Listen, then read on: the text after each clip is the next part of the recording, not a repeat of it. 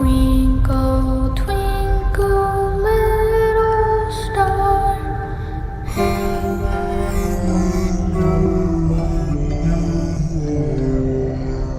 He's alive!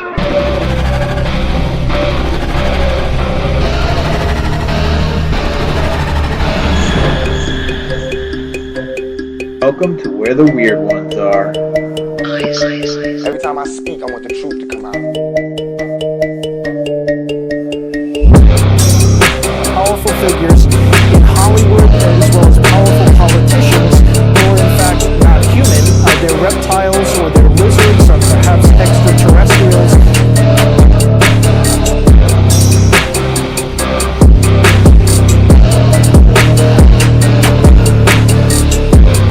I don't think it is a human. I think it's a Sasquatch.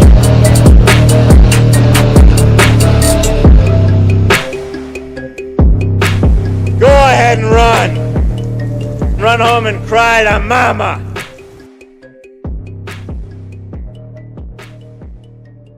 Let's get weird. What's up, you fucking weirdos? Welcome to another episode of Where the Weird Ones Are. My name is Kevin, but you probably already knew that, and if you didn't, now you do. Today's episode is with Bryan Bowden. He is a paranormal investigator, Bigfoot researcher, and experiencer. Um,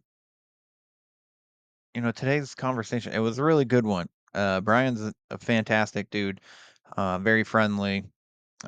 He's been on a few shows. I can't remember. Pretty sure he says them while we're talking. That air on like Discovery and Travel and stuff, history, maybe something like that. But he was gracious enough to bless us with his presence, tell us some of his stories. We talk a bit about manifestation, some of his paranormal experiences, and then we kind of wrap it up with an entire night of experiences out in the woods with his friends. So there's paranormal, there's Bigfoot, there's aliens, missing time. So it's a pretty phenomenal story. Um and it was fun to listen to. And he was fun to chat with. So I really enjoyed this discussion. Um and Brian's gonna come back because he has many more stories. So I'm looking forward to that. But I hope you guys enjoy today's episode. But if you're looking to flavor up your food, please check out Flavors of the Forest. They're garlic dust. I got two of them right here. So I got the regular I got the regular dust and I got the spicy dust. Um it's really good. It's really potent, way better than the store brand stuff. Um like you can taste the garlic. So if you're into garlic, definitely check them out. flavorsforest.com/weird. That's where you can get yourself some. But yeah, if you want to support me other than if you would like to support this show, please like, follow, share, and subscribe. I would greatly appreciate it. A rating and review would be amazing. But if the podcatcher you listen on doesn't allow a rating and review, you can leave a rating and review on the website where the weird ones are podcast.com. There you can also get the merch and the hot sauce. So um there's new merch up. I did put merch up for my son's YouTube channel, so you should go check out my son's YouTube channel if you're into video game stuff, video game content. That's Raptor Rex on YouTube. Raptor and Rex, like as in WRECKS, not REX. So again, that's Raptor Rex on YouTube. Go check them out. All right. So if you are interested in supporting me in another way, you could jump on the Patreon, which I wouldn't be mad about. And that's patreon.com/weirdos only, where it's only $5 a month. There's one tier. You just get the extra segments, Conspiracy Tuesday and Story Time, which Story Time 4 should have dropped yesterday. Yeah, $5 a month, a free coffee mug. You probably get random T-shirts here and there. Yeah, but that's if you want to. Obviously, you don't have to. Nobody has to do anything. I'm just asking, you know, and just informing of other ways to support the show. So, um, what do I got coming up next? We're about to get into August, so I guess Cryptid Fest is coming up in September, September 14th. I will be speaking and vending, so if you're in the Massachusetts area, definitely come on down and check it out. It's going to be at the VFW. It's only a couple hours, like 5 hours, I think, 1 to 6. And we might we might have a after party afterwards. So that'd be fantastic if you stop by to say hi. Other than that, everybody, I'm pretty sure that's everything that I need to cover. I wish I was at went to Gettysburg Bash this past weekend. I just couldn't and didn't feel like it. I did not feel like traveling this weekend. But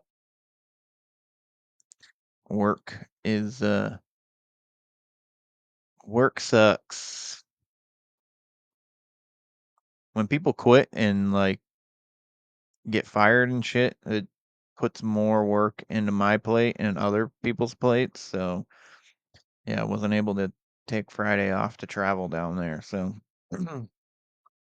but I hope everybody that did go to the Gettysburg Bash enjoyed themselves. And from the pictures that I see on social media and shit, it seems like everybody did. So, all right. So that's it. Let's get into this with Bryan Bowden. Again, he's an amazing dude. Really like him a lot. So you're probably gonna see more of him on the show. Just so you know, future reference. All right. Be good, everybody, and remember, question everything. Stay weird. They're coming to get you, Barbara.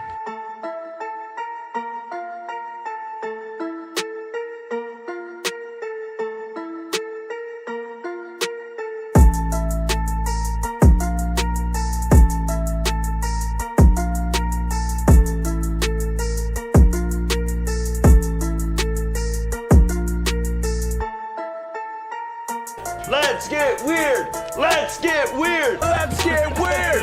Let's get weird. Weird, get weird.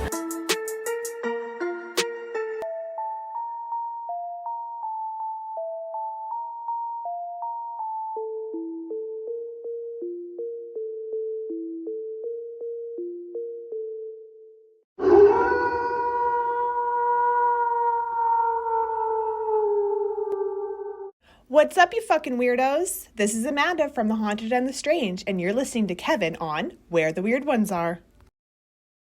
What's up, everybody? Welcome to another episode. So happy to have you here today. I have Bryan Bowden. So I recently connected with him so I was on Jen's show, Paranormal NL, and she has this huge group of I guess she's calling it the Paranormal Alliance or something like that, if I remember correctly. And so she introduced me to Bryan through there, and then come to find out, Bryan has a plethora of experiences. You you investigate as well too, correct? You're a paranormal investigator. Yes, Yeah. So I do it all. So yeah, I'm yeah. I'm a Brian of all trades. So I've actually since then I've heard him on several other podcasts. Some that I'm friends with, some that I'm not. And he has some pretty interesting stories. So Bryan, if you don't mind letting everybody know a little bit about you, how you got started into this all this weird shit. Yeah, I'm going to give you the summed up version because every time I do something, my bio keeps getting bigger and bigger and bigger. And one of my friends that I do investigate a lot with, he's like, "Oh, you added another paragraph." And I'm like, "Yeah, eventually my bio would be a book." So I started out very young. I was into monster movies, science fiction, um, watching TV shows like this In Search of, and you'd see Bigfoot, and it's all that Patterson Gimlin film, Pacific Northwest, like that's where the Bigfoots are, and then you'd see the Loch Ness monster, and like holy crap, I want to go to that, and then there was UFOs, and I got into astronomy with a buddy of mine, and just always been into it. My dad worked for the Wide World Photos, which is Associated Press, so he brought me home all those cool photos of Loch Ness monster. So I had a little bit of like an upper hand, like, look, guys, look what I got. And they're like, oh my God, how'd you get this? So that's how it started. Um, and I had some theories and ideas and concepts, but it wasn't until I was able to get out of the house and have like a car. And, when I wasn't doing school or trying to figure out who my mate would be, for lack of a better word, dating, I would go and have these experiences. And lucky for me, my mother was a teacher, so she was off July and August, and I spent a lot of time in the northwest corner of Connecticut, sleepaway camp, and I've had some weird things happen there, and then it just started blossoming. And I do a lot of investigations on my own to this day still, but I met a guy, at one of these. It was a UFO group in New York, and someone actually at my work in Manhattan was like, "I dare you to go." Like, "Oh, I dare you to go to this freak fest." I'm like, "Okay," and I went there, and it was kind of like a live X-Files episode. When they always you have all the abductees and experiencers sitting in the room and going around the room. "Hi, I'm Ted, and I've gotten probed 5 times." It was weird. But there was a lot of good people that would come in. I became friendly with a lot of very um, known people. And I started doing more. And then the guy that I met there, my friend Al, he's like, and you probably were introduced to him on the NL as Yeah. well. He's like, Mr. Italian Stallion, I want you to be my tech, and and I became his right hand. I mean, we're good friends, and so I'm the chief technology officer of Bronx Paranormal Society, but I'm also second there in charge, with Al, and we do a lot of investigations together. Actually, we have something coming up this Thursday into some stone chambers, which you may know about being from the state you are, and the bordering states where Dennis Stone's American Stonehenge is. Mhm. And I just keep doing it. So I do it all. I mean, I don't mess with demons. Demons are above my pay grade. Okay, and if you're a ghost hunter, like I'm hunting ghosts, from the rifle. You're not really hunting them, but you have the ability to bring things home unbeknownst to yourself. And I have kids, and I can't do that. So I stay away from things that are really, really negative. Let them go out. I send them to other people. But I do ghosts, high strangeness, cryptids, Bigfoot, Dogman, Jersey Devil, you name it, Mothman. I do mysterious other beasts and everything that comes our way, extraterrestrials, UFOs, abductions, whatever it is. And this is basically how it got to this point. Thankfully, my other half, she lets me do these things.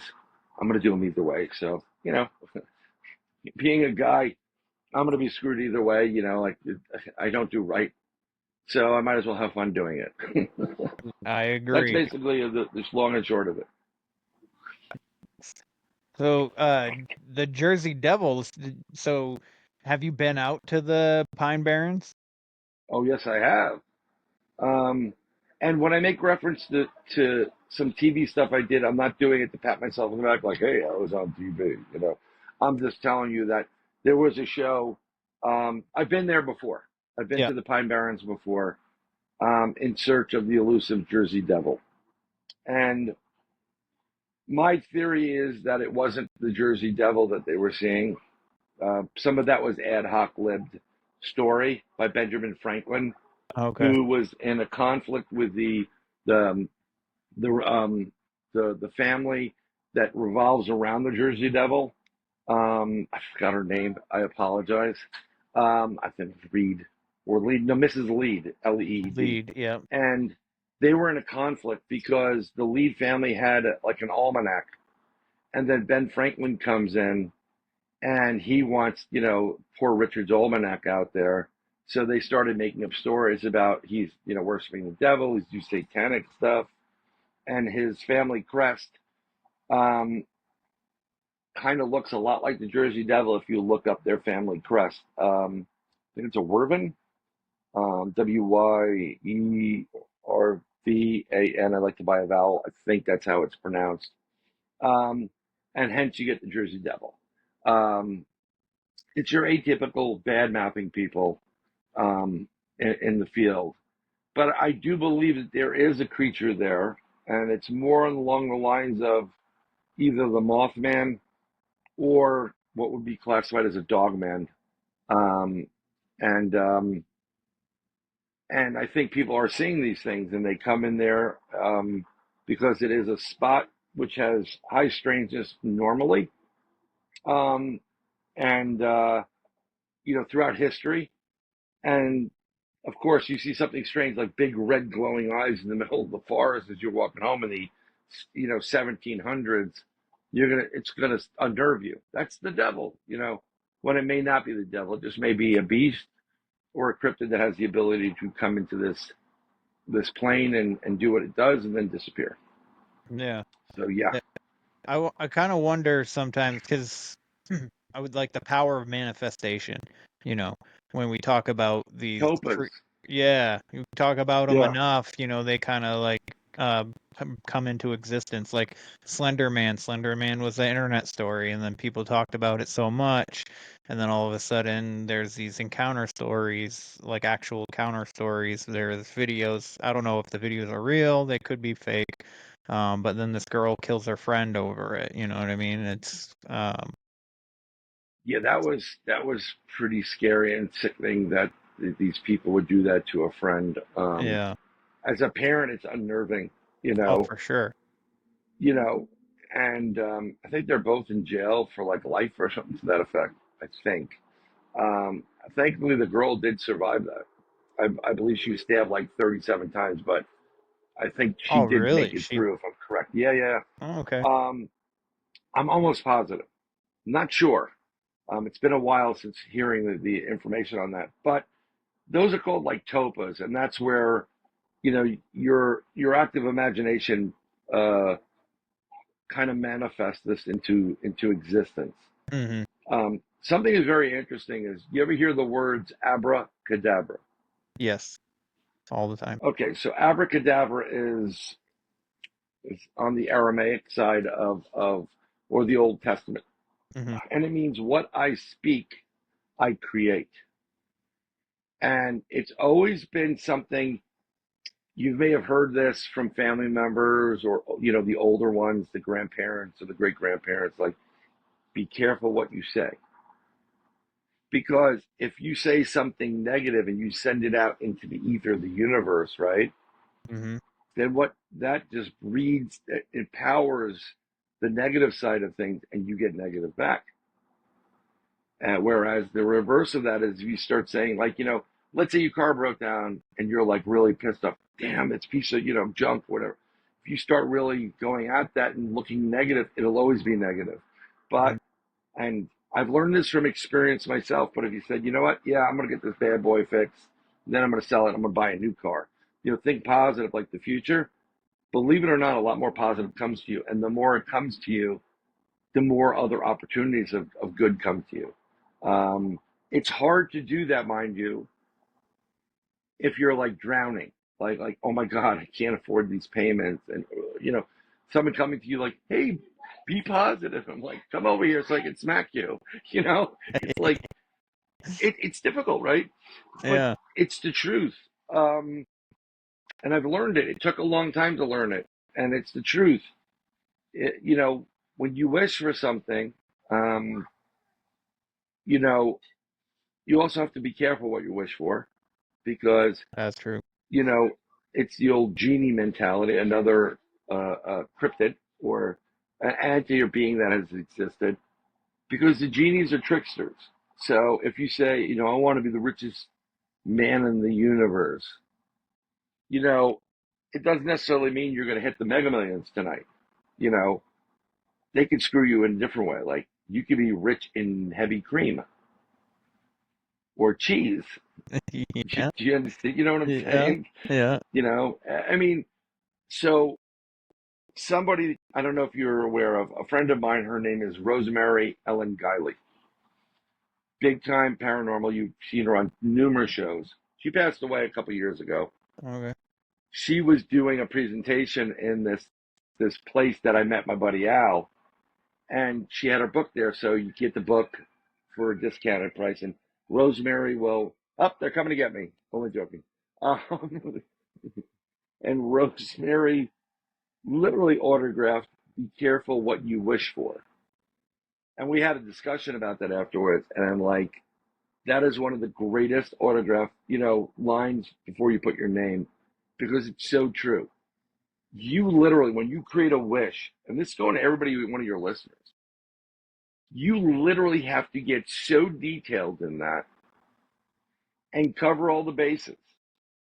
Like, I don't want to be rich. I want to be an individual who discovers something that is needed by everyone in the world and cannot be replaced by anyone, that everybody will be purchasing this service or item from me, that I can manufacture in great quantity and forever have some income streams, large income streams coming to me. You know, you got to really get into a little bit of the details in it. Mm-hmm. So when you do this TOPA thing, when people start putting out that, like, oh my God, Slenderman, you know, I saw him. And then your mind starts running, especially if you're a younger kid. And then you see a shadow in the pareidolia. Oh my God, that's Slenderman. Or what is it? What is it? Something Mary, Bloody Mary. What? Yep. And Bloody Mary appears in a mirror. Mirror is a totally different ballgame. We can talk about those too. But those are like portals to the unknown. You may not be seeing Bloody Mary, but you may be seeing another spirit's like, oh, I'm going to screw with you now. Mm-hmm. You know, so they can, I believe that they can be manifested into existence. How long they stay depends on how long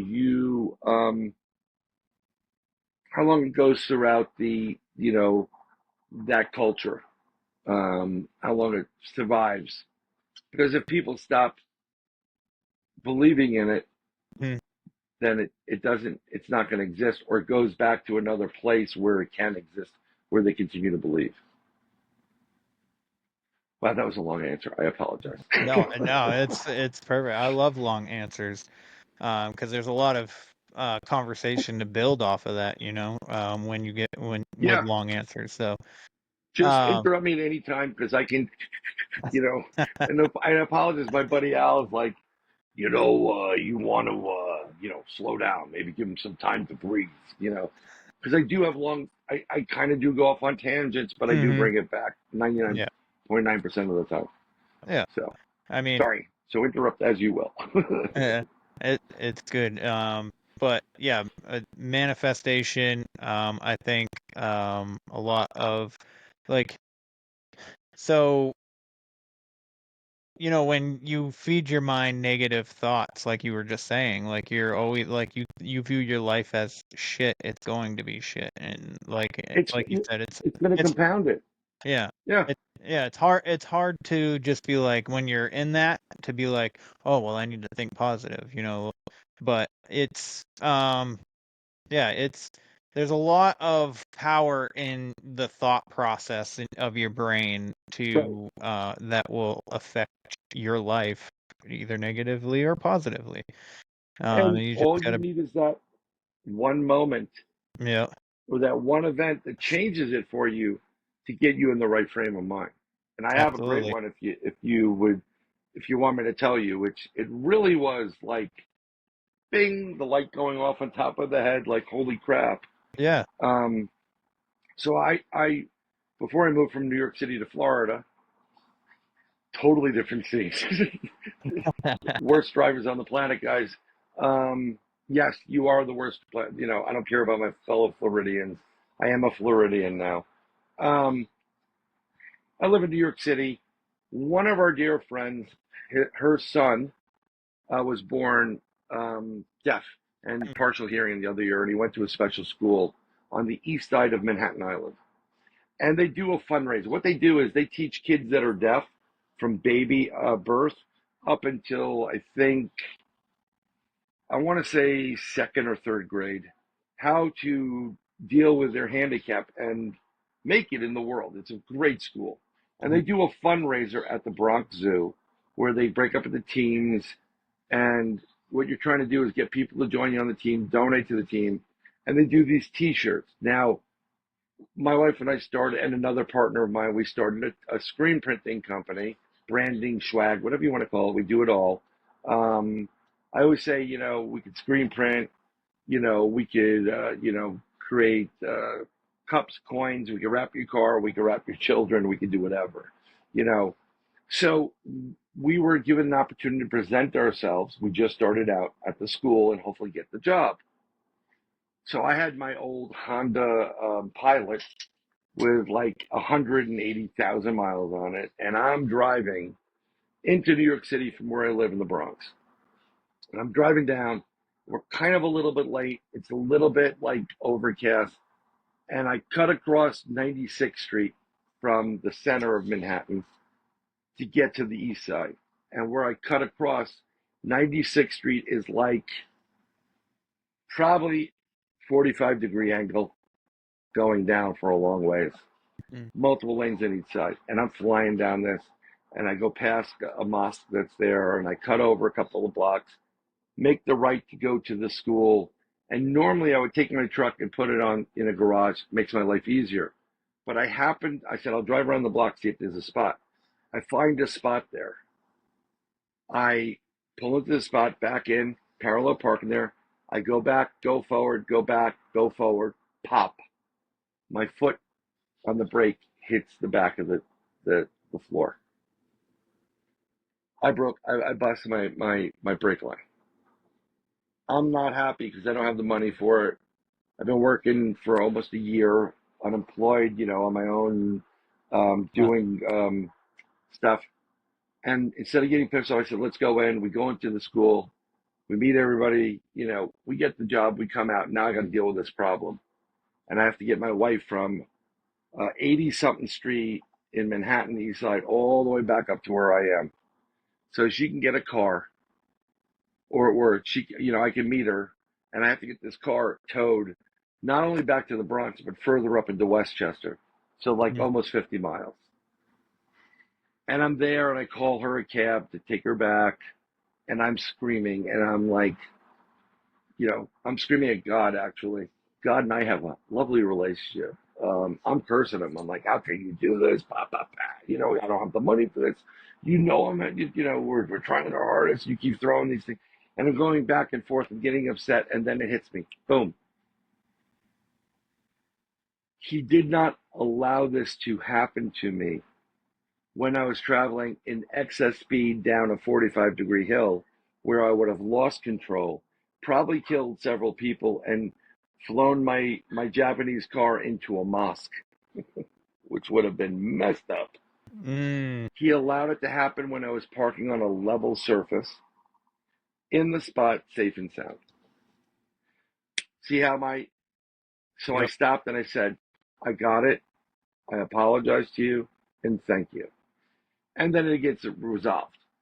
Okay.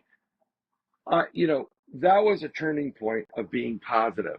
And then starting to manifest. I only manifest or try to manifest one thing in my life. It's money. Money. Not to be rich, just to cover so I don't have to kill myself. You know? So I've come up with a couple of mantras, and you can do this every day too. If you start, you got to write these things down, and you got to get into a routine of saying them all the time. Yeah. Like, I'm so grateful that everything works out for me. And you say it, I'm so grateful everything works out. I am so grateful everything works. And every time you're doing it, you know, like, you know, I manifest for every dollar I spend, it comes back to me multiplied. For every dollar I spend, you know, I'm so hopeful, or I'm so excited. Everything works out for me. For every dollar I spend, it comes back to me multiplied. Keep saying that. Believe it, and then watch what happens. It may not happen instantaneously. It may take a week, take a month, but once it starts happening, you'll be like, "Oh my God, this is real," and you'll say it religiously, and then you tell your children to say it. It's all going to work out in my favor. It's all going to work out in my happiness. It's all going to work. You know, start saying these things. This is the positiveness. This is manifestation. Mm-hmm. The first thing most people manifest in manifestation is always their dream home or their money or the love of their life or whatever. I do it for financial reasons because money, it's not about getting the Lambo, which I always wanted, you know, and there are other cars, you know, I love Lambos. It's about breathing. It's about like, you know, you've got kids, like, oh, Billy needs braces. It's gonna cost $7,000. You're like, oh my God, you know, you bow your head, you're like, what, how much? You know, and then you start saying, well, $7,000, I could buy a custom Paul Reed Smith guitar. I can get an amp. I could probably put a down payment on the motorcycle I want, whatever. What I'm saying is, plus your other bills, to have money coming in at different sources and financially being, you know, stable, it allows you to breathe and it takes the biggest stresses off of you. Mm-hmm. So that's why you want to manifest, you know? Sorry. Yeah. Again, long-winded. I apologize. Again, it's all good. I think like, whoops. I think that like No people get problem. lost, like you said, like you were lost in that moment. And like people tend to try and they look for happiness in the future instead of looking for happiness in the present and being Yeah. okay with being grateful for what they have in that in the present moment. So Yeah. manifestation is I believe in it. You know, it's become real for me.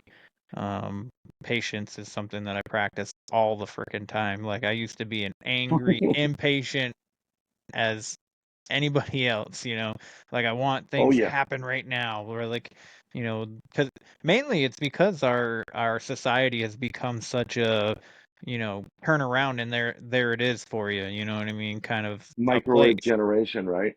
Yeah, Yeah, microwave. Boom, yeah, 30 seconds I'm eating. yep, But you know that 30 seconds you microwave really isn't good for you. I'm not no, a nutritionist. You can tell by the size of me. I'm working on moving that down. But I still use microwave. Even if I was the healthiest guy on the planet, I'm like, cook that bad boy. You know, I want that pizza now or whatever it is. yeah, But you're right. It's patience. Patience is tough. And if you have kids, it's tougher. they help you. It's tough, but they also help you to learn patience. That's true. Because if you're always like, I want to do it now, it transfers over to the kids, That's true. you know. And something I tell my two kids, and thank God they listen. You know, when they're having a problem, this or whatever it is, and it's because they're not doing what they're supposed to do. I say the following line to them, and they know it, and they get pissed off when I say it, but it's true. Change your attitude, change your life. And yeah, no, I'm with you on the patience thing. I want things now. Like, where's that money? Where's this? You know, I've been putting in the effort. You've been doing how many podcasts? You know, like, where's, like, you know, how come I'm not getting the fans? Whatever. It's all divine timing. So I'm assuming you have a significant other, you know, I family. I do now, yeah. Yeah. Yeah, So, but it you didn't have her now. You know, it took time, right? It's it like did. Yeah. life is life is dating. no matter if you're dating, I'm just going to use heterosexual type of things. If you're a man to a woman or a woman to a man, it's dating, it's getting to know things. It's all timing. Mhm. And the longer you do it and the longer you know how to do the dance, oh, she likes this, I like this. Then it becomes, you take it for granted. You do, you get For sure. comfortable. Yeah. And then you have some fights and whatever. And then but everything's patience. You don't have that big recognition right now, but these little steps you're doing, I'm just saying in general, I'm not, Yeah. counting your people or whatever. And it also doesn't necessarily, quantity is not as important as quality. If someone comes to you and go, you know what, this is a great show because, Kevin is spot on and he talks, there's a lot of good conversation and I learned something from here and I enjoy it. You're ahead of the game instead of the guys that are pumping stuff out. Yeah, whatever. Yeah, I feel it. Yeah. Yeah. Yeah. Sorry. It's all good. So it's yeah, patience is good. It's done a lot for me. So, but there's one question that I wanted to some stuff that I wanted to get into with you was Sure. Go. Keep UFOs. going. Yes, sir. So I know you have some interesting encounter stuff going on with that. You might have something um implanted. So I I was I definitely know I have implants and they're in my teeth area. yeah, As far as extraterrestrial implants, possibly. yeah, I'm not actually going, searching for if I do. I yeah. do have an RFID reader, a counter, and you some of these things will give off a signal. But yeah, I could talk about. I have two in the years I've been doing investigating UFOs, which I love doing, and the extraterrestrial stuff. Um, I've had two known missing time events, and I'll go to the first one. The first one was in 2015. We were at a lake in New York State. I'm not going to give you the details of the lake. Mhm. We got to keep certain things private because this is one of our areas. We have a relationship and a rapport with the cryptids that are there, specifically Bigfoot. And there are, um, I think that what they call type 3 dogmen. It's the ones that look a little bit more like a really weird Bigfoot, combination of Bigfoot and German Shepherd type of thing. I gotcha. And yeah, and what we can go into the types in a little bit. So we were there because it's high strangeness. It's along the Appalachian Trail. Okay, we go into this park, which is I think it's a state park, and you're not allowed to be there overnight, but you can be on the Appalachian Trail 24 hours a day, right? If you get caught in the park, you're like, I'm on the trail. You're like, okay, whatever. Yeah. So we hike into this location about a mile to get in from the main road. It's myself, my partner Al, and a friend of ours, Bill. It's just three of us. And we're going to do a day-night investigation. It's St. Hallows Eve, full moon, meteor shower, right? And what we're going to do is when you get to this lake, you get to a point where you get to the lake either goes to the right and becomes a goat trail. You're never getting up. It's miserable. Or it goes left and there are normal trails, a little bit rocky in certain points. And we're going to the top of the lake, which is about 2 miles from the bottom of the lake. So we go there because Al had an experience up there. A lot of high strangeness. He heard some things. He seen something. So we're doing our investigation, and it's in the afternoon when we get in there. We want to we don't want to spend all day there on the day of. We want to kind of tail end like towards maybe a couple hours before sunset. So give us a couple hours to get to the spot, set up the camp, which we did. We get to the spot at the top of the lake. And I'm going to try to give you a visual as if you're looking at it. Mm-hmm. On the left-hand side is like one of those New England rock walls. So it's a man-made type of wall type of thing. Bill puts his chair there. 10 feet to the right of Bill, behind a bigger rock structure, big rock, Al puts his chair there, and I am 10 feet to the furthest right, where there's a little bit of a hill behind me and nothing else. I'm closest to the lake. So we start doing our investigation. Al does his own little experiments. I do mine. We take baseline readings, EMF meter. We take temperature gauging. Al puts the parabolic mic on. And we started hearing initially some tree knocks, and some rock knocks in the distance. Oh, that's interesting. That's interesting. And as we're doing this, everything feels and to be normal. So we started to do an experiment. Al has a rose quartz crystal skull. I have a crystal skull, mini ones. His name's Scully. Just so you know, I gave him a name. And we put him down, and we start taking readings. Nothing's from him. So what we do is we ramp up the energy in the area using singing bowls, and we use Tibetan singing bowls. They're very good at that. And we start ramping it up, and then we start feeling slightly of pressure building. There's a change in the atmosphere a bit. It could be, because of the weather. We don't know, but it feels a little bit more like some pressure's building. And then we go start looking at the skulls again. And now there are readings coming off of them.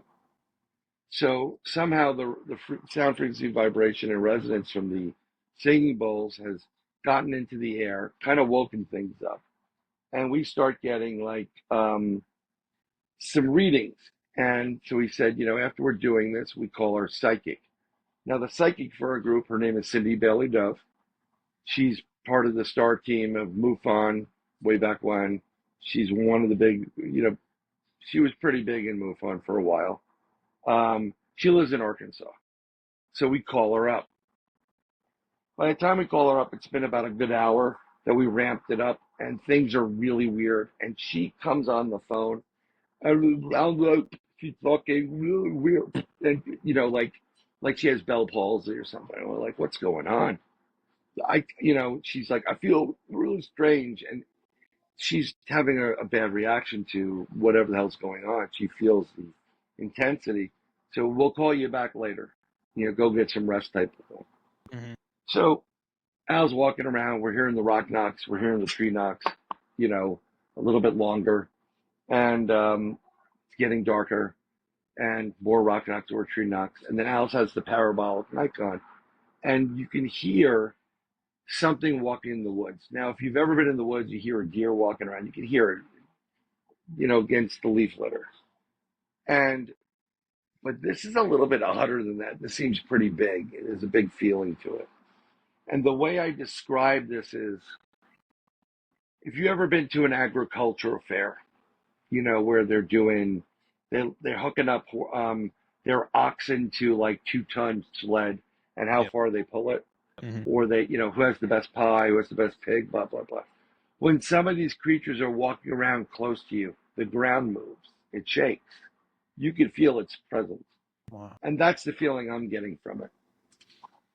And so we're hanging out, and it's dark now. We're hearing the rock knocks and the tree knocks. They're louder. And it seems to be no more than 200 yards away from us. If you're in our camp facing outward, we would be facing the lake, but with about 75 yards of dirt and trees and of woods in front of us. And then there's a lakeside. But this is coming from the other side of the lake on a rock ledge, and you can clearly hear it. So we hear something on that side. Then we hear something moving around near us.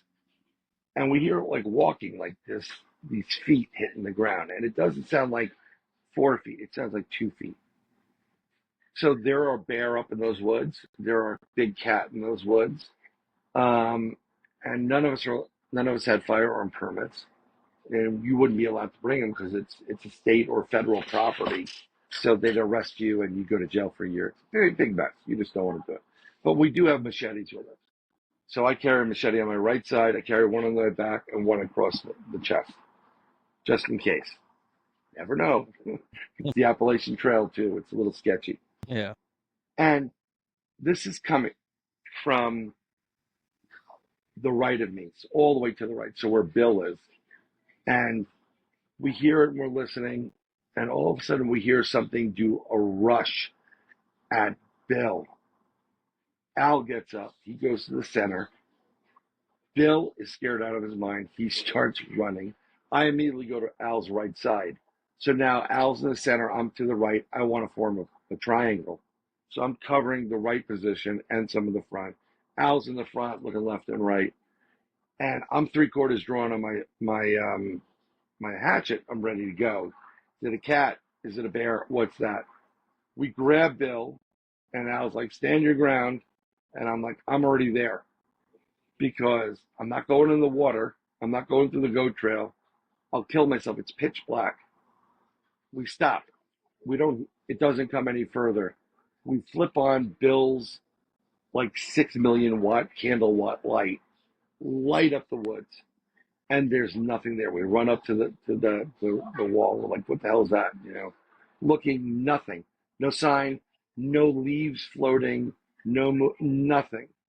So like, wow, that's strange. That's really, really strange, right? So meanwhile, while this is taking place, the pressure of the area around us is so intense. It's like, I always use this analogy. If you've ever been out in a field in the summer, even in the city you can get if you're in a city, but I'll take Maine, for example, Connecticut. When the rain comes in, the pressure drops and you can feel the pressure of that system coming in. And there's like this negative electrons and you can even taste it like, yeah, it's going to rain. I had a friend, the guy who's older than dirt from the camp, and he had some native blood in him, and he could tell you it's going to rain. He goes, I can taste it. And he used to say it all the time, and I understood what he meant. Hey everyone, I'm Nicole. And I'm Gabrielle. And we are the hosts of the Spiritual Sisters podcast. Join us every week as we discuss all the spiritual topics like astrology, mediumship, psychic insights, and so much more. We are often joined by others we have met along our spiritual journey who are well versed in many of these areas. Get ready for enlightening discussions and interviews and personal experiences that we hope will expand your mind and get you thinking outside of the box. Whether you're a seasoned spiritual seeker or just beginning your spiritual journey, there's something here for everyone. Check us out every Tuesday wherever you get your podcasts. See you then. Bye. Because I've been with this guy, he was like a friend of the family since I was a kid, but I understood what they were talking about. And there's a feeling to this. So we all sit back down. There's a couple of tree knocks, a couple of rock knocks coming from behind us over someplace. Al gets on the parabolic mic and he walks around. And there's another tree knock. And then all we hear is as if it was standing right next to you. Whoop, whoop, whoop. 2 whoops by us. You can feel it reverberating off your chest. The third whoop is at the other end of the lake 2 miles away. And Al says something that was really funny. I think there may be people out here. I'm like, dude, that wasn't a person. Like, what's wrong with you? So we're trying to figure this out. I'm like, holy crap. I'm hoping my recorder recorded everything. Bill's freaked out. I'm like kind of freaked out but excited. It's still dark. I don't have any type of protective device. And I said, Al, that wasn't people. That was something. That was a Bigfoot. That was Sasquatch. And it was just weird. So where it came from us, again, if you're looking at us, it came from basically between Al and myself near that rock mountain and that little cutaway. So turn the lights on. We run up there. We look, nothing. And again, if there was something there and it went straight past us, it would go down the goat trail. It'd kill itself. It's pitch black. Okay. Plus there's fallen trees. No way. So I'm sitting there and I'm like, I studied astronomy and physics a long, long time ago. Thought about being an astrophysicist. I didn't go into it because I don't want anybody else earning my, owning my work or whatever I create. And I'm sitting there and I'm like, Al's going, there was somebody, there was people in the woods. I'm like, who the hell's going to be in the woods? 8:30 in the middle of the night, Halloween. Nobody but us three idiots, investigating these things.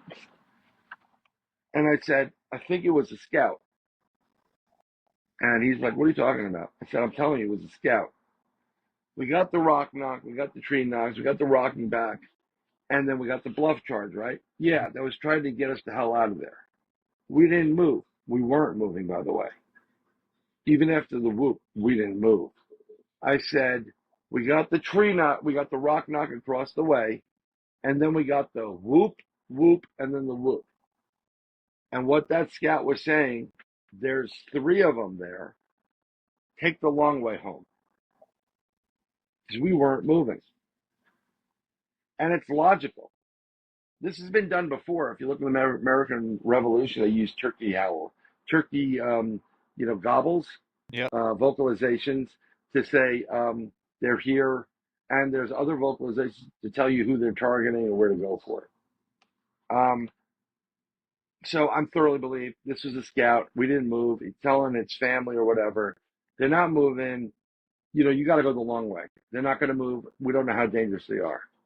Because these creatures, Bigfoot knows humans are dangerous. Even though they could rip us to shreds, they know that if they do something, there's going to be repercussion for it. They may bring in more humans with guns. And so that stopped. And we sat down again and we're discussing this. This is what I said. I'm telling you, it's a scout. And the next thing I hear is I hear crash, crash, something coming through the trees behind me, literally behind me. Something big. And I'm sitting in this, those camping rocking chairs? You fold them up? Yeah. Okay, I'm sitting in one of those camping chairs. And I hear thud behind me, roll. I can feel it. It hits my chair, and I get kind of pushed forward 10 feet out of my chair. I move forward. The chair flips over. I'm like, what the F is that? Put the light on it. There's a big rock, I'm going to say probably 3 feet, circumference or more. Pretty damn heavy. And after that, I'm like, what the hell? They threw this huge boulder at us. Well, they threw it at me, actually. And I think what happened was, because we didn't move for the bless charge and we weren't going to move for the whoops, he got frustrated and he was like, the hell with you guys, I'm out of here. And he threw the rock in frustration to let us know, you know what, you guys suck. And there was nothing. I mean, it was a big, big rock. Mm-hmm.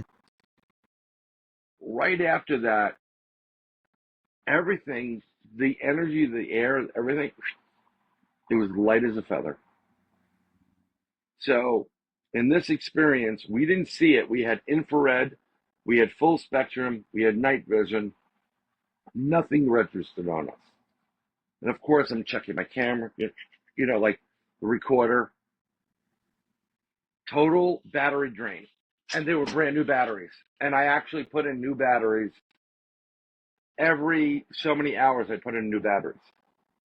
So I took them out and I tried to put new batteries in. For some reason, it wasn't working. Got an error on the card. I'm like, we're done with this. Never caught the whoops on camera. None of us were thinking this. This is one of our first investigations. And from that point forward, I'll tell you the protocols changed too. Everybody needs a recorder that can record for 72 hours straight with 5-minute increments. It's a lot of files, by the way, but at least we'll have the information. Yeah. So we're hanging out there, and it's kind of getting a little bit later, and we're like, I know this event's over. I just have the gut feeling in me. I'm like, nothing else is happening. Everything kind of like went back to normal. I think maybe we should move on. And I was like, yeah, let's move on. So we pack our stuff up, and I had this camera. It's an Olympus T4, I believe it is. It's an underwater camera, and I like the camera because in extremely low light situations like you get underwater, it has an algorithm in there where it's able to manipulate the sensor to capture more light, so you get better photos without, you don't have to go crazy with it, the expenses. Now that I'm doing it, the expenses are really crazy, but I haven't spent it yet. So that's why I'm manifesting money, folks. So I put it in my bag, and before we start moving, I go, Bryan, don't be that guy. Something tells me don't be that guy that puts the camera away and misses an opportunity. We just had this experience, whatever. I pulled the camera out and I put it in my inside breast pocket. Okay? So we start walking. It's Al, myself, and Bill behind me. Got the headlamps on. We walk 20 yards to get to this one point where we're at the top of the lake, and you can actually see the trees that go up and the V on the right and left, and you can see the full sky. It's beautiful out. The moon is shining so bright that the sky is a little bit more lit up, but you can see stars. There's no air traffic except we see this orb, like this yellowish circle that's moving from right to left. Okay? And it kind of looks like an incandescent light. You know how they're like yellowy or orangey, kind of like a light, not like an LED is white and, brighter. And as we're walking, it's moving from the right to the left. It gets to the middle of the lake. I go, what is that? And I point to it with my finger. And it stops moving and it starts heading towards us. Like So in my head, the second you said, "What is that?" second I said, what is that? Making contact, like I'm looking at you. Wow. Stops, starts heading towards us. So we kept walking a little bit. We have a little bit of tree cover in front of us you can see through. Probably 60-foot pine type of trees, typical forest. Mhm. But we can see through, we can see this thing.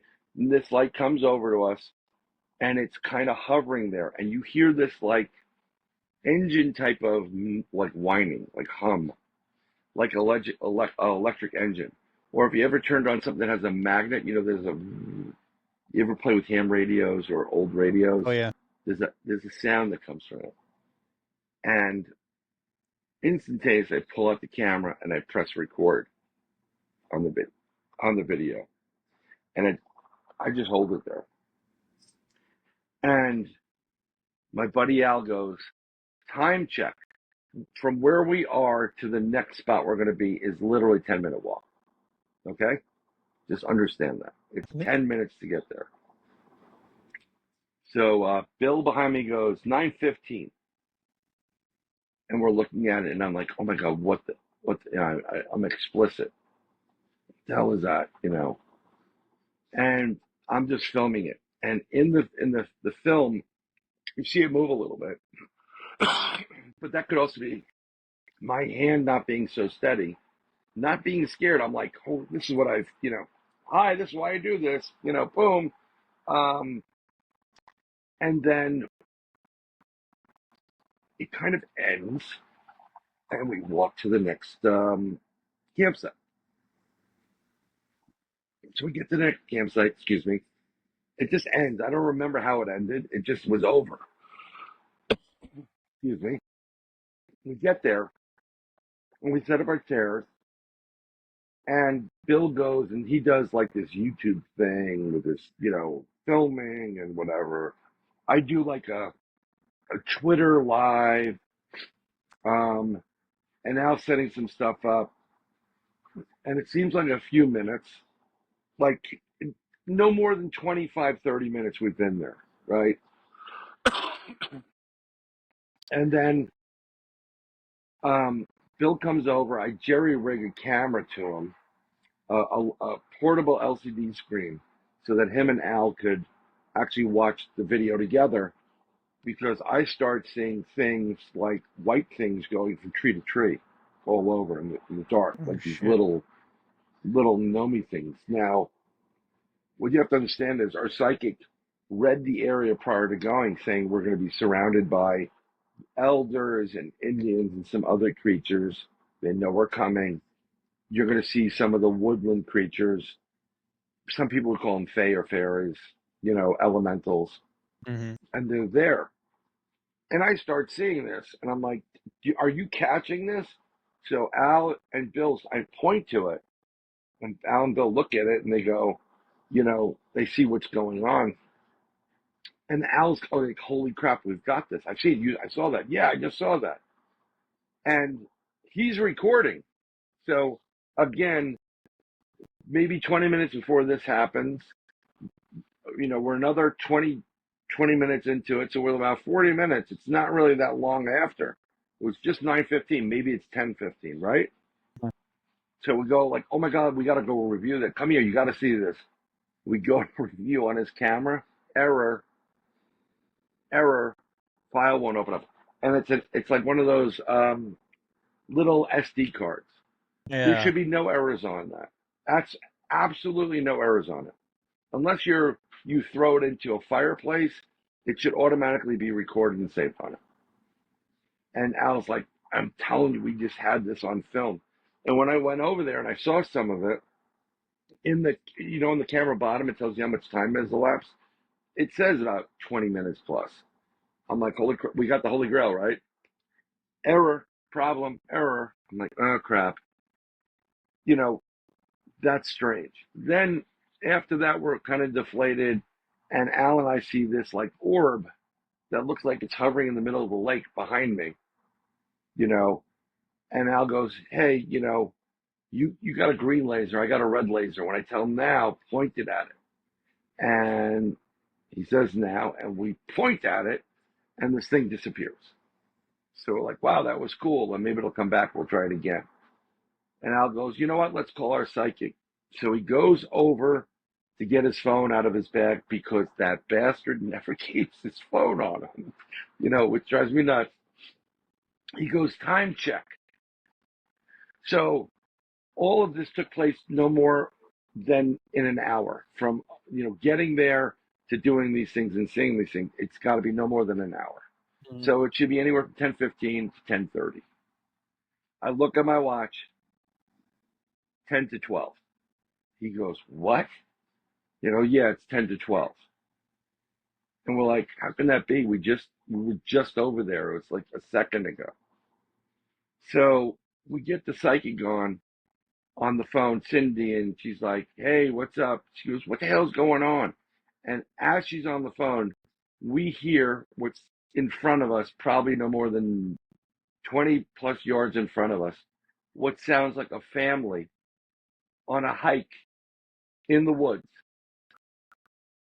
And it's almost midnight, Halloween, and we're like, we hang up on Cindy. Not a good idea to do that.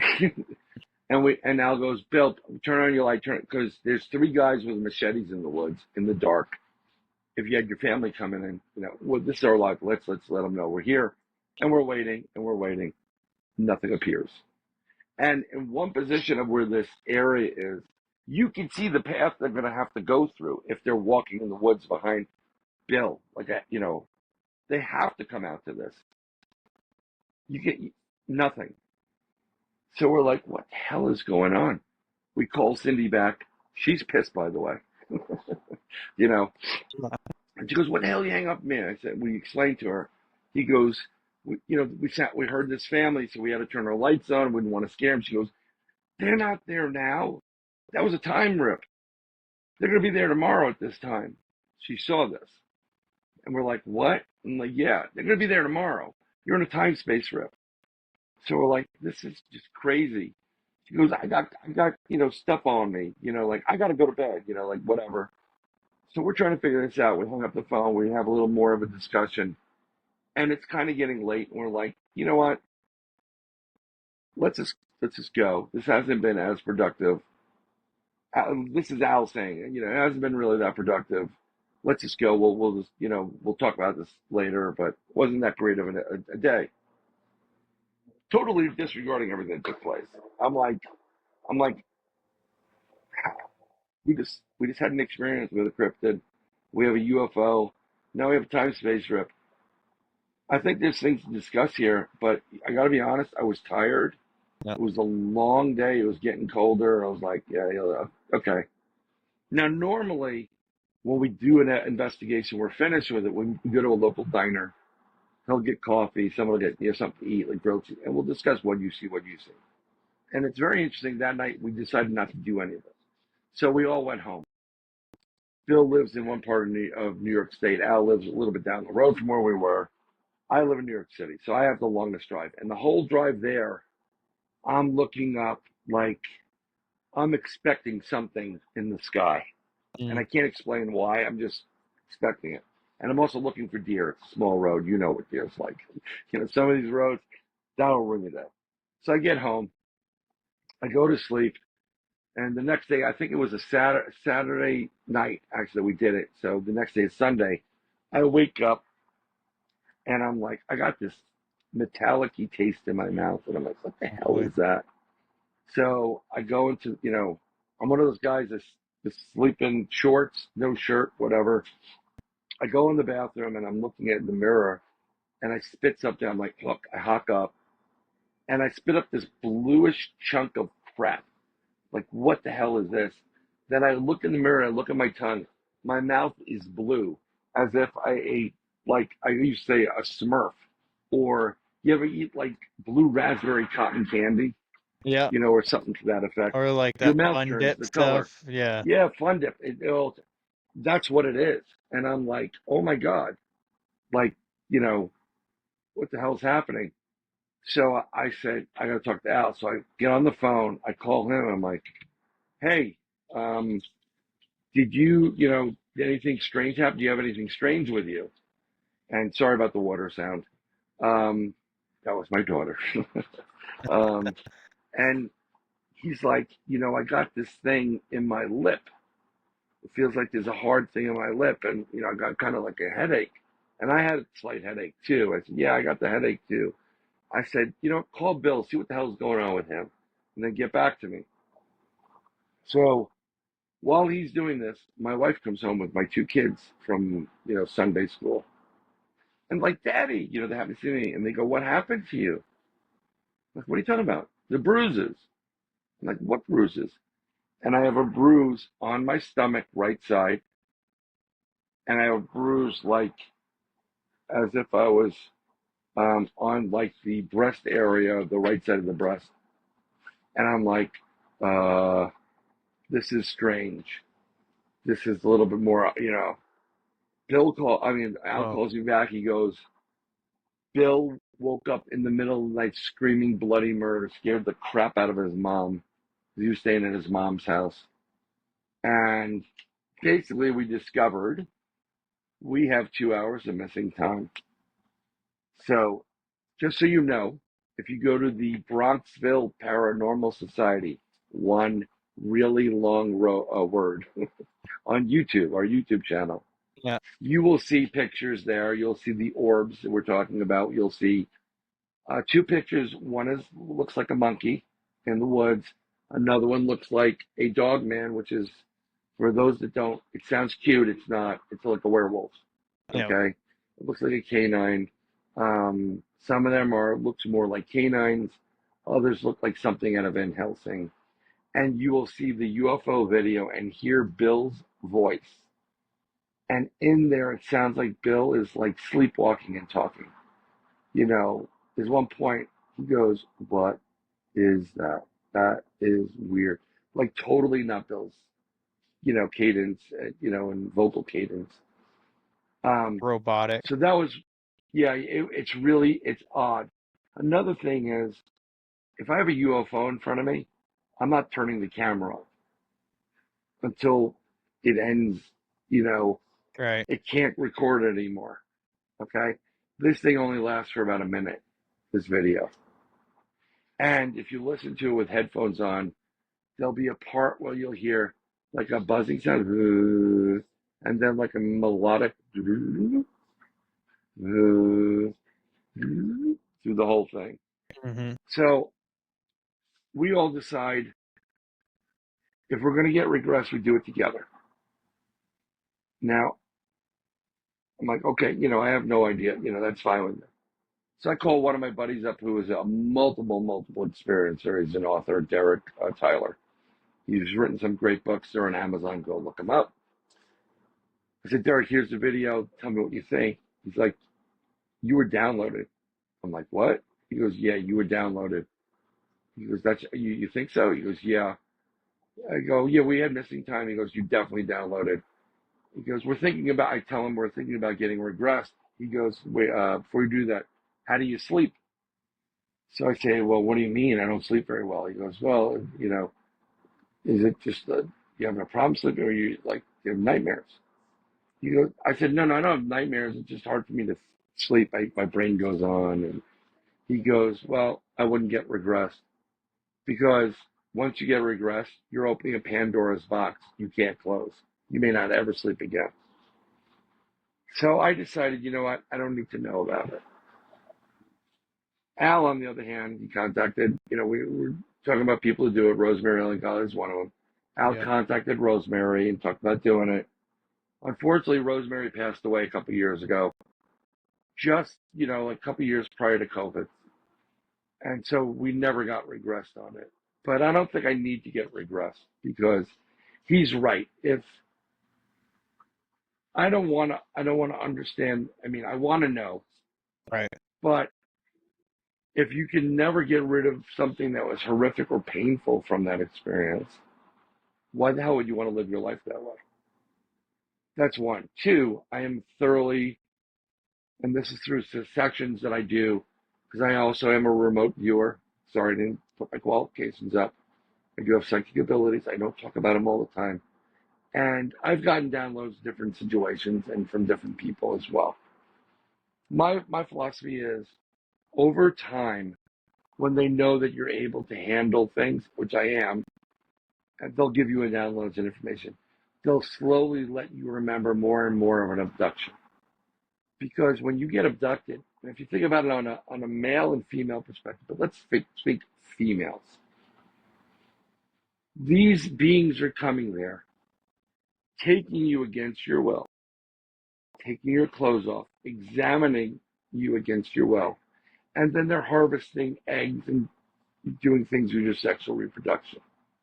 Do you think a woman wants to remember that? Do you want to remember that you are basically extraterrestrially, the R word, raped? Mm-hmm. Yeah. That plays a heavy role on you. But over time, they do that for breeding purposes to get their colonies back. Over time, what they'll do is they'll keep on abducting you and then introducing you to your own offspring because they don't know that emotional component of it. And then there have been reports of people like, I didn't remember the initial abductions, but I now remember, being with my children in the craft, and I love them, and they know who I am, and I get to see them. And some people also get certain downloads. Listen, you need to do this this is what's coming. You need to prepare with X, Y, and Z. Get the world to start changing.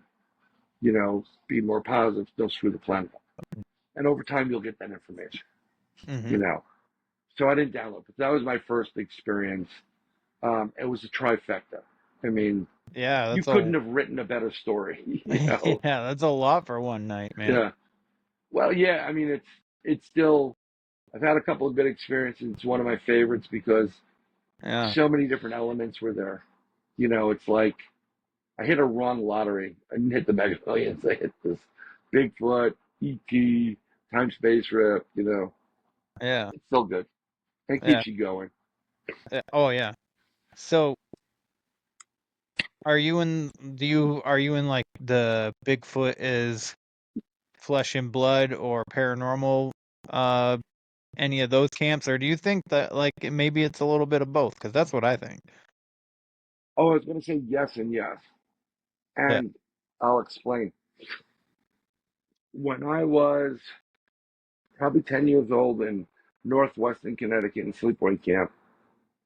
Unbeknownst to me, because I wasn't thinking, I always thought Bigfoot was Pacific Northwest. Yeah. So I did was I. wrong. I Yeah. was very, very wrong. There's a lot of them that go into your state, my state, and the East Coast. Okay. Mhm. A lot more here than over there. That being said, I had my foot was no more than 6 inches away from a Bigfoot's head. It was peeking in my bunk window, 3 o'clock in the morning. It looked like a giant gorilla. Big nose, got the brow. It's in the dark in the shadows, and it's peeking in. And I don't know if you do video, but like I'm kind of like looking in a window, kind of looking and turning my head left and right. It's checking out what's going on in the bunk. Now this is 3 in the morning. And I had an experience with it. I had to go to the bathroom. That's why I got up. Mhm. And once I saw that, I literally sat up in my bed. Like there's something really big in my window, and I literally laid back down, and over probably 20 minutes, slowly pulled my feet back away from the window, so Yeah. it wouldn't see me moving, right? Because all I had to do was go through the window and pull this kid through. Was the You window know, open? no, thank Oh. God. Thank God it was, but it was a 3x3 window, and its I head was kind of like leaning down a little bit. So it's probably had to move its head down about 1.5 feet to kind of peek into the window. And I did measure the window of this bunk, so it was a minimum of 7 feet tall, if not 8, Wow. standing there. And so that was my first experience with it. And I've always thought initially, Bigfoot is flesh and blood. It's part of the missing link with Gigantopithecus, and we just haven't been able to see it. You know, Mhm. the night of 2015, where we went the whoop, whoop, whoop, the only way that creature, without missing a beat, whoop, whoop, whoop, whoop, whoop, whoop, fluid, like whoop, maybe a second, a second, a second to the next one. And it's at the other end of the lake doing the whoop. The only way you can do that is if you're not going through the woods, you're not swimming in the water. You have to go from point A to point B in an instant. And the way you can do that is if you can open up a portal and go into the interdimensional world or different planes, you can come out wherever you want in theory and in science. Mhm. So basically, you're bending space time to get you from point A to point B in an instant. That's what I believe this thing did. And I studied physics and astronomy. This is on the beginning ends of quantum physics, string theory, and stuff like that. Mhm. And to this day, I still believe, you know, this Bigfoot will be flesh and blood when it wants to here, but has the ability to change its molecular structure and convert from one physical form of energy into another, become like almost a light being or an atomic type of illuminated being, and then segue into subatomic particle going into interdimensional realm. This is why a lot of these times you go through, like, you'll go through the woods and wherever Poland Springs is made, we'll use that as an example. That's a big lake, Yep. right? Yeah. And in the winter it gets covered with snow. And there are animals that go and they track through the whole thing, right? Mhm. So there's been reports of Bigfoot footprints, right, left, and they go through this lake and they end in the middle and they disappear. So how'd that happen? Well, were they abducted by aliens? Actually, they are sometimes. We'll get into that later if you want. Or did it have an ability to change its physical shape into something in order to go into interdimensional? And I believe it does that. And I do believe it has active camouflage, very much reminiscent of the Predator in the movie. I've seen bits of that. Mhm. I've seen it in certain shows. Expedition Bigfoot, I think it is, with Russ, that's on there. Dr. Myra, Russ, whatever. I know Russ, and I called him up. I said, you caught that Bigfoot on the FLIR. There's nothing, doesn't matter if you're a molecule or not, you can't screw around with the FLIR. It's based on signatures and heat. You'll always catch it. That's why FLIR is very important. And he caught this creature walking in the woods and slowly dissipating into what looks like orbs before pop, it's gone because it went interdimensional. I said, you just caught a Bigfoot doing interdimensional. And Russ is a different type of researcher, so I said, this is what it is. You've got great evidence here. I don't believe he went along with that, and it's fine. It's his opinion. I don't have a physical Bigfoot to test it on, nor does he. But it is what it is. Yeah. So yeah, I think it's both. And if you know anything about science class, when you convert one form of energy to another, which is what would have to do with the physical into the molecular, then into subatomic, each one of them, there's a spark or it gets to a point where the energy gets so intense it pops. And there's a lot of times, this is why you see a lot of orbs with Bigfoot. I saw these floating orbs. No, you're seeing floating Bigfoot. They're just in that form. So that's what you're seeing.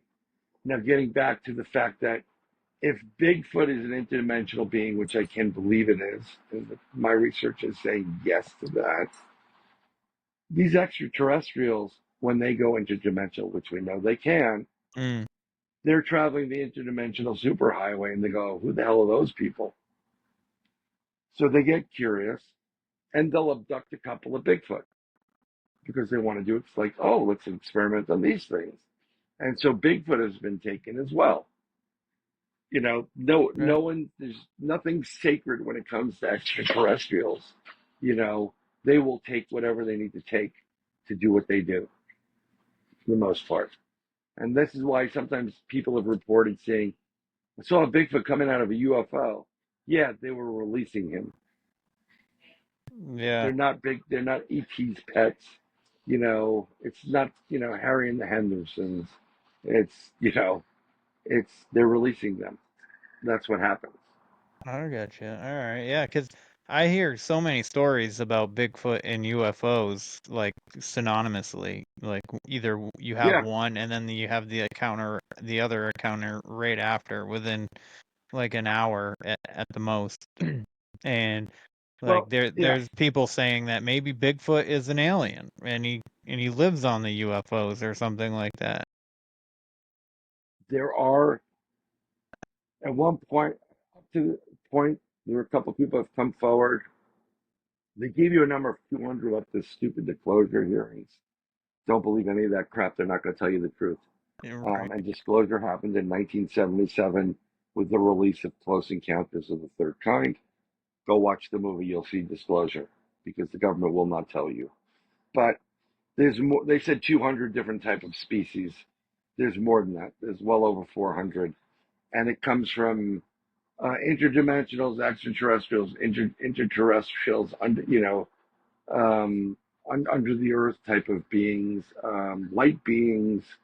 There's a variety of different ones, and all of them are very curious about us.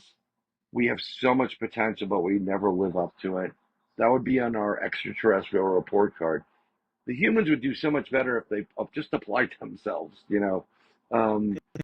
We're not, and they know we're violent and what have you, but humans have the right foundation for creation of life. And extraterrestrials use part of our DNA plus our junk DNA, there's a junk portion of it, to create hybrids. So we're going to go back to science class, folks, and it's a chart. And you have a box, 4 grids. And the box in the left, it's XX. Okay, then this is the top row, then it's XY. And then the bottom box is YX, YY. Okay? So 2 X's are full human. I'm just using this example. Double Y's are full extraterrestrials. and anything XY or YX is a hybrid of both. And over time, if you keep doing these experiments, you will breed out the human side, the X component completely, and then you'll have extraterrestrial component remaining. Okay, that's why they're doing it. Their races are destroyed. They've destroyed their planet. They're sterile. There's no other of their species coming through. They need to, restore their population, and they're using us as the basis for that. On that end of it. Also, it's my contention that when people go RH negative blood, the RH isn't the factor. Actually, the blood type that's the most important. So the rarer the blood, the more they want you. And the main blood type, in my opinion, that they want, because it's rare and it's universal, is O.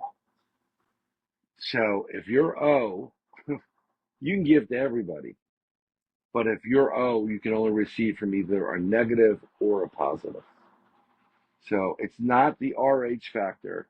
People are making all this woo and crap out of it. It is the blood type that is more important. I gotcha. That's interesting. What a breeze. I talk to my... I hear shit about RH all the time. So I actually met a woman at an event when it was early June, and she had came up to me. She saw like my stickers with I have a sticker of a gray alien with my logo for the podcast on it, and she's looking at it, and then she looks up at my banner behind me. She's like, "You have a podcast?" And I go, "Yeah." And she goes, "What is it about?" And I tell her, I talk to people about, aliens and all this Tools. weird shit. And she's like, You could have "Wow." said, like, it's about hardware and tools. Yeah. And she's like, "Well, I've had some experiences." I was like, "Yeah, you want to talk about it?" She's like, "Well, just so you know, I have RH negative blood." And I'm like, "Okay." I was like, Yeah. Elaborate."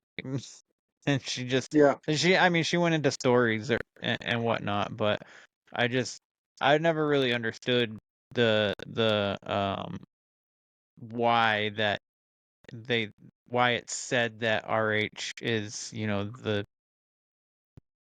It goes back cause for high. to, yeah, it goes back to in the lineage of one of the original, that may go into certain types of forefathers before us or Okay. whatever beings. Yeah. But it's the rarity, like we talked about, but that's not important. The RH factor is not important. What's truly important is what is, like, do you want, okay, for the rest of your life, there's no more supermarkets, there's nothing, okay? Uh-huh. But you got a chicken, okay? What's more important, eating that chicken, or or the fact that that chicken can lay eggs? The What's more eggs? important for your survival? The egg. The eggs, right? So you're not going to eat the chicken, right? Mm-hmm. Okay, but that chicken, more eggs, more eggs, more eggs. Maybe comes out with 6 eggs, and 3 of them you make into other chickens. So now you have more chickens, right? Yeah. More eggs, and then you can actually, like, okay, not only are we gonna have eggs to eat, but now every once in a while we'll have a chicken, and over time you'll eventually build the population up, right? So the RH is crap. I'm sorry, I'm not a doctor. I don't play one on TV. I don't buy any of this stuff. It is the blood type that's important, because the blood type, especially O, being universal, Mm-hmm. everybody can receive it. AB, AB, O, that's more important. Whether you're RH positive or negative, that's what the positive and negative is. Meaningless, because you can still take the blood. And that's why the RH is not an important. I mean, these people walk around like they think they're like, it's like all these stories like, I was, oh, in my past life, I was, Prince of Wales. No, you weren't. 9 out of 10 times, not everybody was the Prince of Wales or the king or queen. Someone had to be the piss boy. Yeah. Okay? Someone had to be the wretched whore at the Yep. local pub. Mm-hmm. And, you may have had sex with the queen, or the prince, but no, everybody wants to feel important. I have RH. Good for you. Why don't you go get AARP too while you're at it, or something, I mean, it's not important. And I'm one of the few people, I just tell it like it is. Please prove me wrong, okay? Yep. Which most people can't. Not to say that I'm right about everything. I will stand corrected numerous times when people have said things. I'm like, you are correct. I'm very humble like that. But it's the universality of this blood that is more important than anything else. I'm also like, there was another gentleman that used to be in Pennsylvania named Butch Witowski, former retired law enforcement. Great guy. I mean, I love Butch to death. Good friend, kind of like this brother father figure. Great investigator of cryptids and throughout PA and some other stuff. And him and I used to talk about, I'm the only person initially to discuss this until I brought it up with Butch on live at one point. I'm the only person who discusses, the cattle mutilations.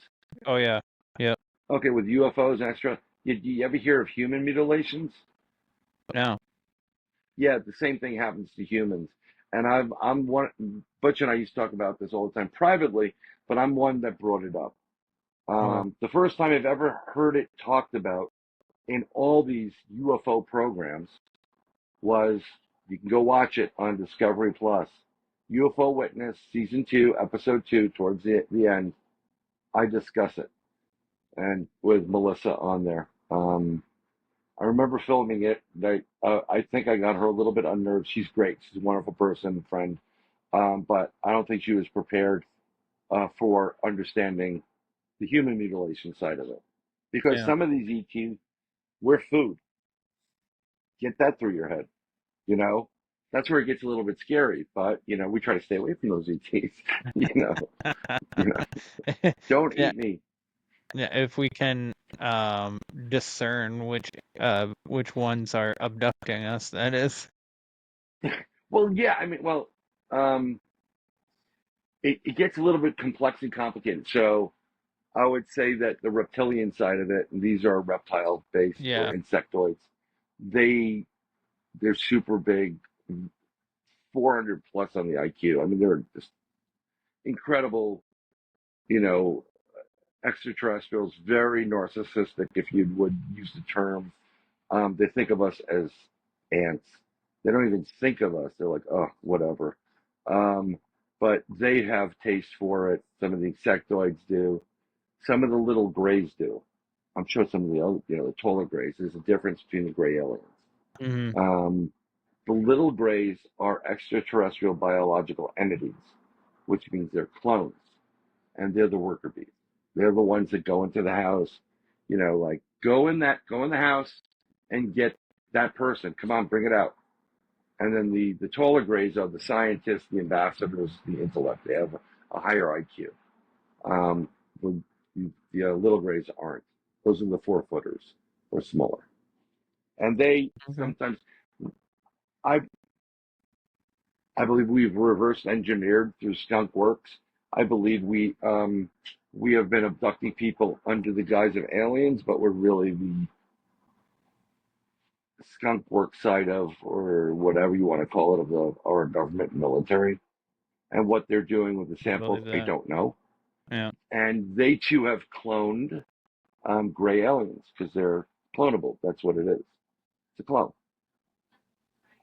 I got you. Yep. I definitely think that frickin' the government does some weird ass shit. I think they, like you said, I think they do pretend to be aliens in some of these cases. I heard a theory with the Betty and Barney Hill incident in New Hampshire that it was the government that did it to them. But I don't know, because of when Barney did his regression, and that the pain that, because I've heard the recordings and stuff like that, the pain in his Right. voice, So like like, it's I don't s- there's something there. So I mean, like, you right back to what you were saying with your experience there. Maybe, I don't want to open up a Pandora's box with being regressed, right. and that's exactly what Betty and Barney Hill did. Well, something very interesting about Betty Barney Hill, and also reported by other abductees, well prior to modern science, is that women have reported that they stuck a needle in their belly button and they drew fluid. That's embryonic fluid. Yeah. Okay, they do that. Whoever is pregnant is going to get that drawn at a certain trimester, and they use it to test what's going on with the embryo, the baby, to see if there's any diseases or problems or issues. Okay, when Betty and Barney Hill were going through that experience, they weren't. They haven't discovered that process of drawing the embryonic fluid. And I mean, they may have been on the cusp of something, but not like they knew exactly what they're doing. So the government wouldn't, I just don't see them doing it, without them knowing, like, yeah, run this test, run that test, do this, tag them and bag them and let's go, Mm. for whatever reason. And I think the government's so much more nefarious in this aspect of it. Yeah. Now, I will tell you that this is just my personal take on it from research. Whenever you see a UFO and it's a triangle craft, what you're seeing is the reverse engineered zero gravity TR-3B craft that was created by the government. You can actually see the blueprints in the patent office for everything with them, and that's what you're seeing. And anytime you see that triangle, for the most part, 90% of the time, you'll always see it perfectly clear. Like, I saw a black triangle. Well, what you're seeing is their craft. When you get to the extraterrestrials, they've been coming and going for a millennia. Mm. They don't get caught. They do cloak themselves. And a lot of times when you see those fuzzy UFO photos, you're actually seeing an extraterrestrial craft. When you see or if you see a clear image or video of a craft and it's actually morphing into different shapes, that is an actual true extraterrestrial craft. I actually have a 5-minute video on the New York State UFO Project YouTube page. I took personally Van Cortlandt Park in New York while my daughters were doing softball practice, and I videotaped the thing for 5 minutes going up the field, and it does morph into a variety of different shapes, from something that looks like a not like a triangle, but a kind of like a delta pattern, to a hexagonal, to a little bit more rounded, to flat, to bumped up in the middle. It goes through this whole series of different changes and morphing. That is true extraterrestrial, because I mean, that's just my 2 cents on that. They're not going to get caught. They don't want to get caught. They haven't been the only reason why they get caught is when they crash ships, and it's usually the little grays that don't know what they're doing are the ones driving the craft. Frank, did you drink tonight? I thought you did. The next thing you know, they're at Roswell. That's my 2 cents on that. Yeah, that's funny. Yeah. So your psychic abilities and stuff, I would like to get into, but I think for time's sake, maybe I'll just have you back for that, because I feel like that's going to open up a whole another bigger conversation as well. Yeah, that's not a problem. Another thing I'll do with you whenever you want to do it is, I do this remote viewing. I do a lot of remote viewing. It's all Yeah. part of it. But, I kind of went on the remote viewing side because I'm one of the portray myself as a Miss Cleo, which is a deceiver, but I've been told by numerous people you need to do readings, so I do readings. I do a lot of free stuff for people, because I want to help as many people, but I also have paid clients, so, they can contact me if they want a paid reading, and we'll I'll set up a time, we'll get it done. But a lot of times what I do is I usually like to do and teach you how to do remote viewing because I believe everybody can do it. So the next time we do it, if we want to talk on the psychic side of it and the remote viewing side of it, I'll select a couple of images and we'll sit here and we'll discuss how we go about the process. It's a quick version of it, so it may not be perfect for you, and we'll go through it, and then I'll test you to see, if you've got the image or not. That sounds So dope. I could Yeah, I'd use love to. images or cards, so we can go through that, and then your audience, you can I could send you images of the pictures so that when you do post this, either via video or audio, you can post it in the description. These are the cards for 1, 2, and 3. And this way you can show them pictures of what they look like. See if they got it right. Nice. Yeah. Yeah, let's do that. Sure.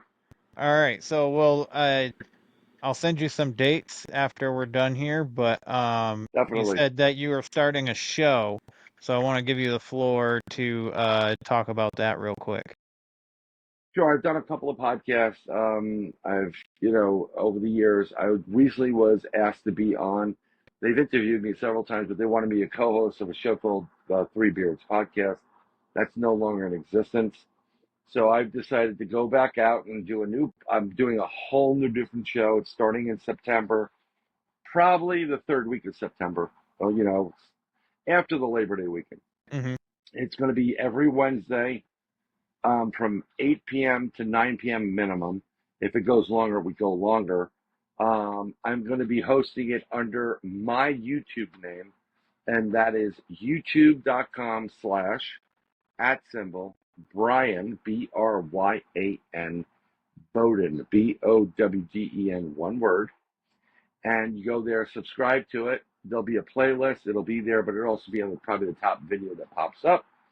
And we're going to have people, and we're going to have you're more than welcome to come on. We can discuss your experiences. We're going to have other people coming on with card readers and tarot card readers and psychics and mediums and artists and musicians. It's not only just paranormal, folks. We want to know the whole premise of it. It's called Third Eye Live.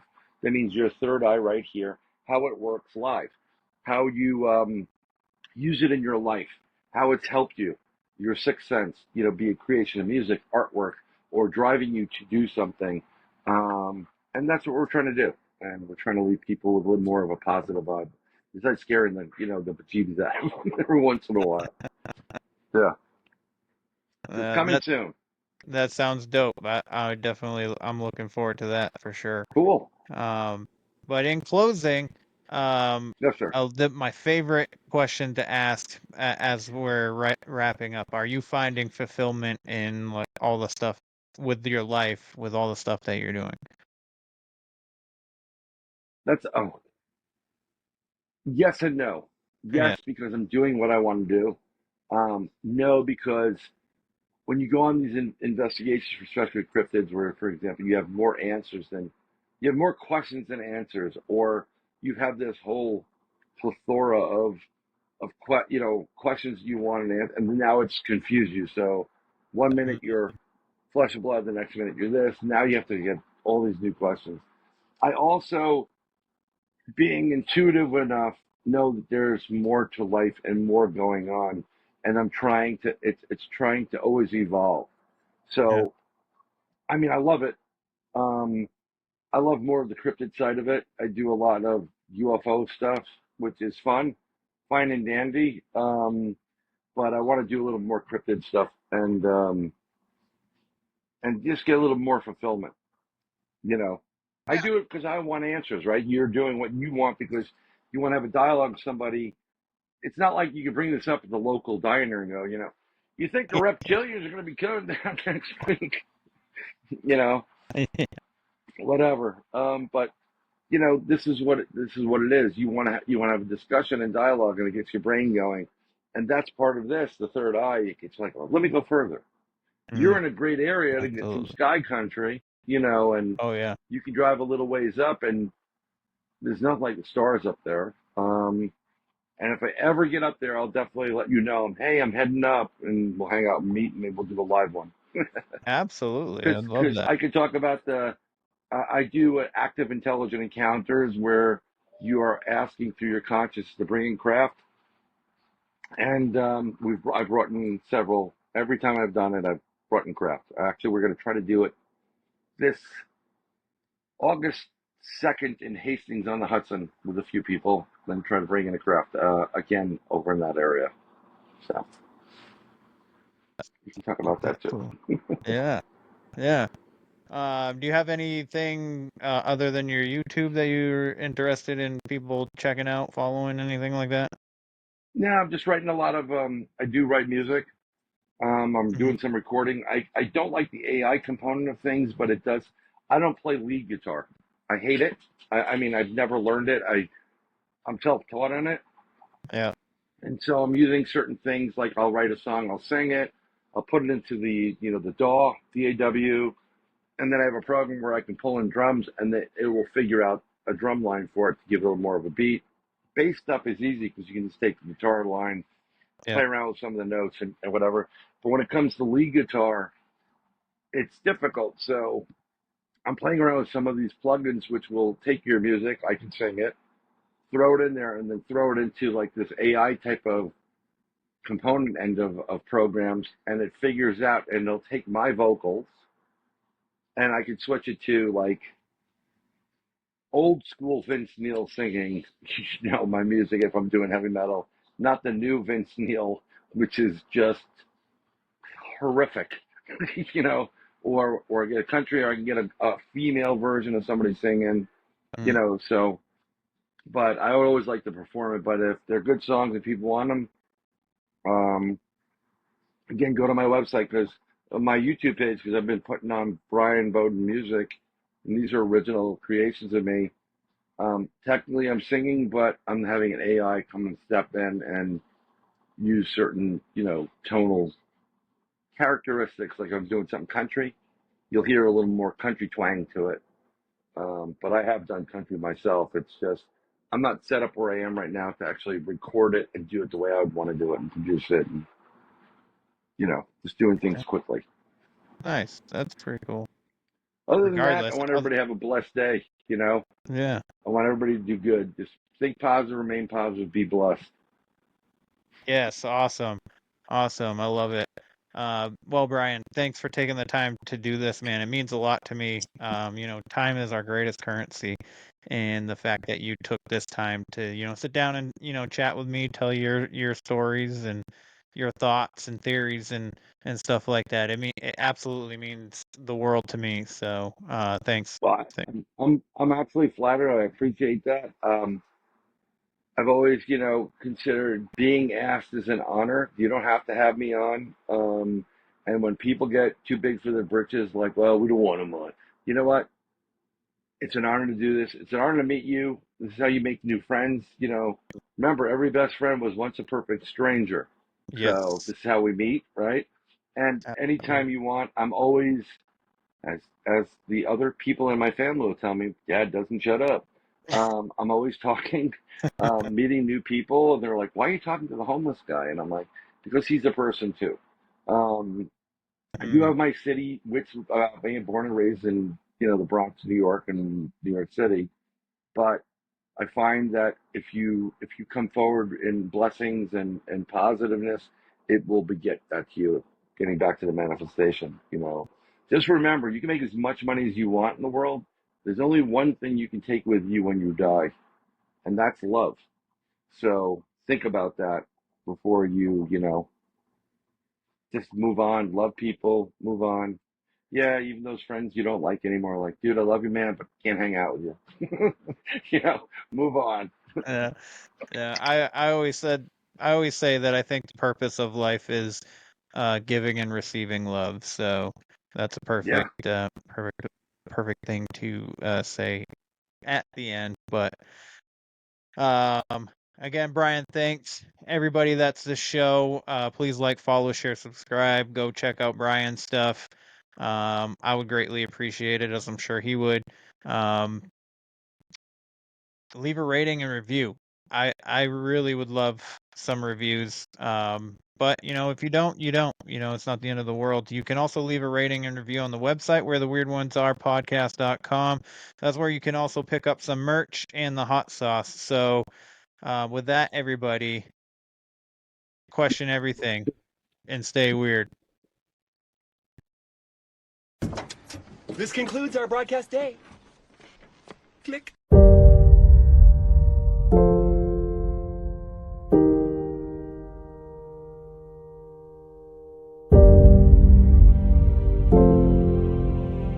Because in the end, none of us have very long on this earth. Life is fleeting. And if you're ever distressed, cast your eyes to the summer sky, when the stars are strung across the velvety night, and when a shooting star streaks through the blackness, turning night into day. Make a wish.